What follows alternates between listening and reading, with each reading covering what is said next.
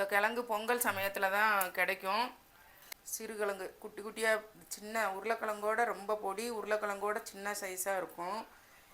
இதை குக்கரில் வச்சு ஒரு 3 விசில் வச்சு வேக வச்சு இந்த மாதிரி உருளைக்கிழங்கு தொலி உரிக்கிற மாதிரி உரித்து இந்த மாதிரி பொடிச்சா கட் பண்ணி வச்சுக்கணும்.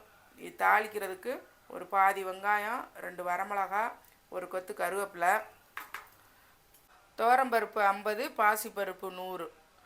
இது வந்து ரொம்ப குழைய வேக விடக்கூடாது. ஒரு 3/4 வேக்காட்டில் வேக வச்சு இதையும் தனியாக எடுத்துக்கணும்.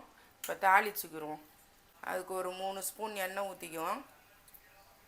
தாளிக்கிறதுக்கு கடுகு 1/2 டீஸ்பூன், உளுந்து 1/2 டீஸ்பூன், பாதி வெங்காயம், வரமிளகாய்,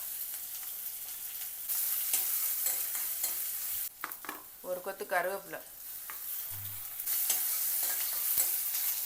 வெங்காயம் நல்லா வதங்கிருச்சு. இந்த கிழங்கையும் இதோட சேர்த்துக்கும்.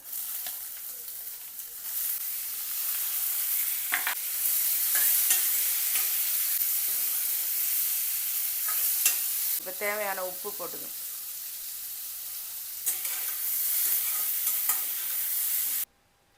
இப்போ வேக வச்ச பருப்பை இதில் சேர்த்து நல்லா கிளறி விட்டுக்குவோம்.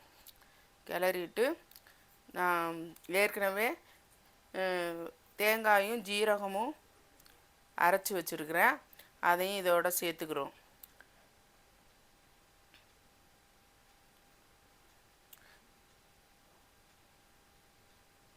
சேர்த்து நல்லா கிளறி விட்டுட்டு 2லேருந்து 3 நிமிஷம் இருந்தால் போதும். நம்மளுக்கு ரொம்ப சுவையான சிறுகிழங்கு கூட்டு ரெடி ஆயிடுச்சு.